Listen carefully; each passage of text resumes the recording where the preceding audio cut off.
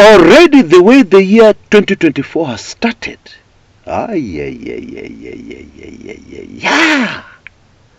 it is a clear indication that this is going to be no ordinary year.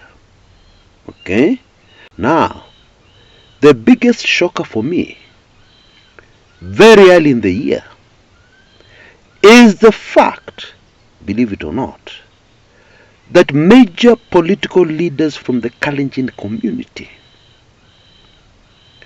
agree with other Kenyans that Ruto is on his way out of the presidency, that he will not last until 2027. In fact, the way these Kalenjin leaders are behaving, it's like Ruto will be out of power at any time. Believe it or not.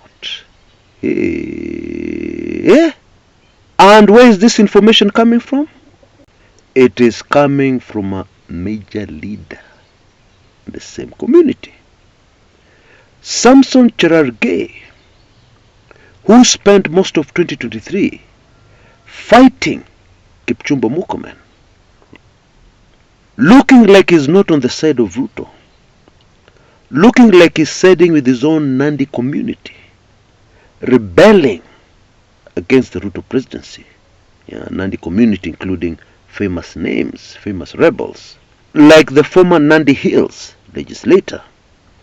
Cherargei has now come out very firmly on Ruto's side, supporting a purge on the judiciary, dealing with the cartels in the judiciary, as per Ruto's controversial speech.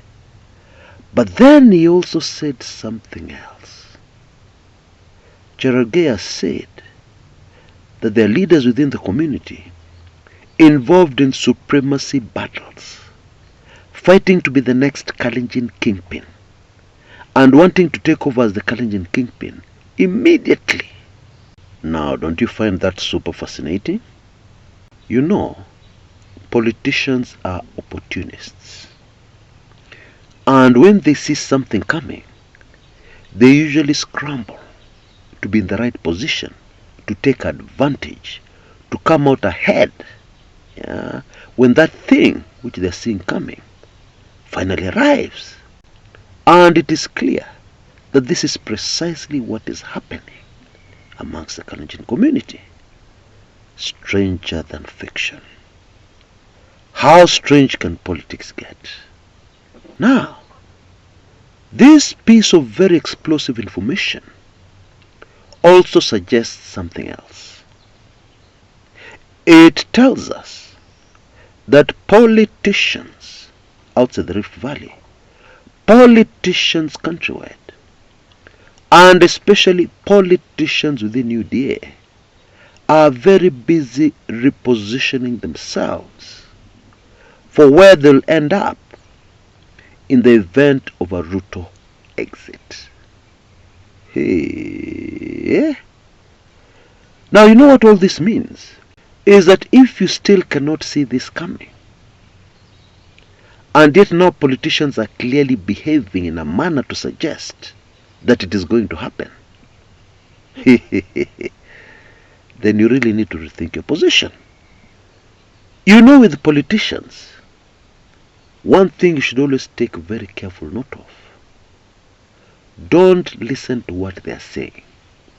Read their body language. And then also observe their actions carefully. Because actions speak louder than words. And the actions of Kalenjin politicians are screaming that Ruto is on his way out. Take it or leave it. Those are the facts. And even if you're in denial, we can very clearly see that the Ruto messes continue.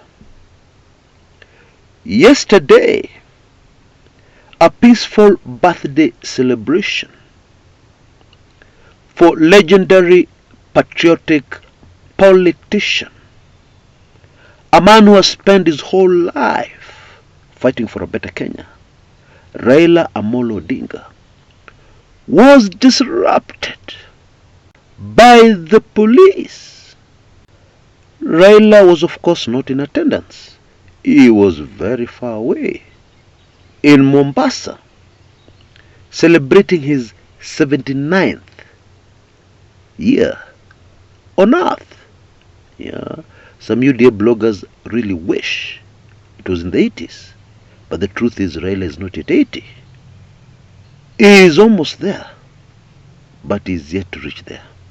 But something even stranger happened after this disruption by the police. Yeah, and we're going to discuss that very shortly. Before we do that, please allow me a quick reminder.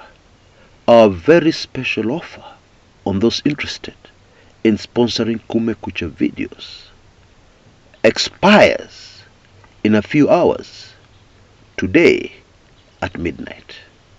So you really need to take action very quickly. For only 10k, you can get the exposure, to sell off that plot, piece of land, or even to promote whatever you're doing. That'll be enough to sponsor a Kumekucha show. But this is a very, very special deal, that expires in a few hours. You can see details on your screens right now. If you're interested, please take action quickly to avoid being time barred, because after midnight, things go back to the normal rates. The very strange thing that happened after the police attack on a very peaceful, innocent Raila Odinga birthday celebration, by those who love the man, is that the police IG, Japhet Koome, disowned the police disruption. Oh yes, you heard me right. And in his statement, he has even said he will take action against those rogue policemen who did something they should not have done. Now. Hey, being the son of a cop, I have this information that I want to share with you. There is no policeman in the whole of the Nairobi area who can make such a move as the move which was made against Raila's birthday celebration along Tomboya Street in Nairobi.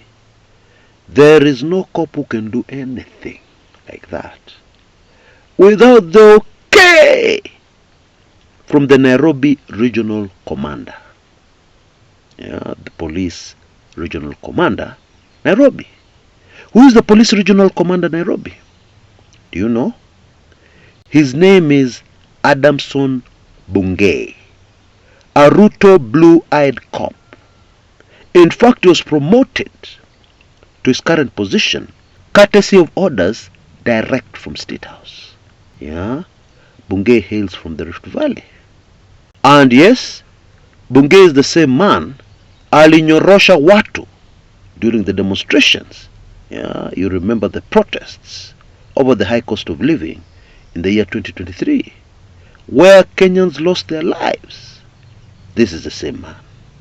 And so the big question is this: does Bwana Koome have enough power to discipline his junior, Adamson Bungei? Yes, you heard me right. He's in charge of all cops, Bwana Koome. But does he have enough power to deal with his junior officer, the Nairobi Regional Commander, Adamson Bungei? Only time will tell. And this is going to be super fascinating what happens next. Because if other officers are dealt with and Bungei is left out, and we know that no cop moves without orders from above, then it will mean that Koome will be punishing Bungei's juniors for following orders. Okay? And it will not be the first time. When people are looking for scapegoats, many amazing things can happen. Now, before I go, there's something else Cherargei said. about dealing with the judiciary on behalf of Ruto.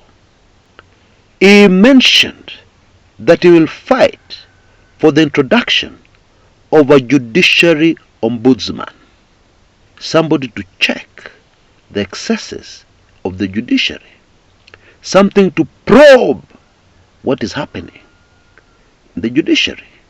No judges making dodgy rulings, etc., etc. Now, please allow me to jog your memory. There was a document called the BBI, and in the BBI was the proposal for the introduction of a judiciary ombudsman. Okay? Now, some of us are naive enough to believe that the judiciary is not involved in politics. Well, I'm about to give you evidence that they are. Now, this proposal, this single proposal in the BBI, made the judiciary very jittery. Okay?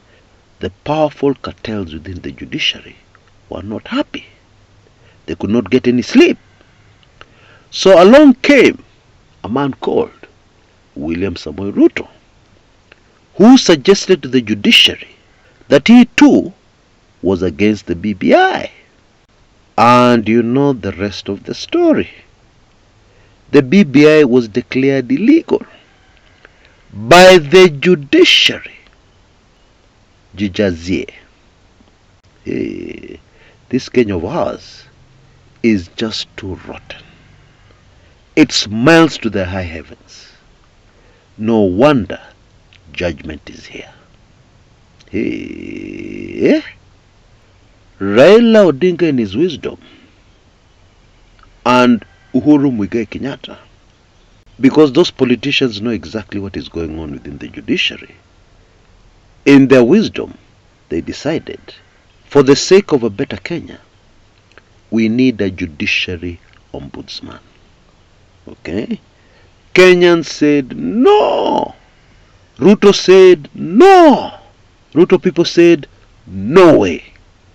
But now, Ruto people are saying it is a brilliant idea. Nakwambia hii Kenya yetu. What? And you know, people get very annoyed when I say on this channel that Raila Odinga, this man who spent his entire life fighting for better Kenya, always sees way ahead. Yeah? He knows what is best for our country. But it seems to be still fashionable for a young kid who was born the other day, who shed their milk teeth just the other day, to start insulting Raila.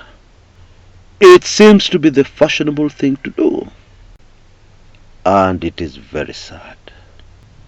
Now, for those Kenyans, young Kenyans, who are serious about understanding who Raila Odinga really is, who are interested in understanding the Luo question, yeah, I would highly recommend a book I wrote in 2013 titled Mystery Monday.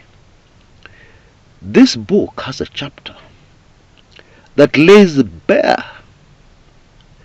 this whole Raila Odinga manenos and the reason why young kids throw insults at Raila without understanding who Raila Odinga is and what he has done for the country called Kenya. Heshima sio utumwa. Give respect to the people who deserve respect. You don't have to agree with them all the time, but at least respect them. Aye? Now, you know, in 2013, after Kibaki rigged out Raila in 2007, and what resulted was a grand coalition government, where Kibaki used the intelligence to really fight Raila. After that came the 2013 presidential elections. And it was widely expected that now that Kibaki had rigged himself in and finished his term, Raila would sail through. But once again, Raila was shortchanged. Yeah. My book Mystery Monday gives details and backgrounds that led us to this place in Kenyan history. Now it is available at only Kenya shillings 14.95. You can see details on your screens right now. You can even see what $14.95 is in terms of dollars. It's a pittance. But you'll also be able to win 1 year's subscription to my weekly intelligence briefings. Yeah, you'll get it for free when you purchase this ebook. I would highly recommend it for anybody who wants to understand. Allow me another quick reminder. That deal for sponsoring is ending at midnight. Yeah, so in case you're interested, make sure you're not time barred. I believe you can see details on your screens right now. Well, karibu sana to the year 2024, and I will repeat myself again. Please brace yourselves. It is going to be a very, very rough ride.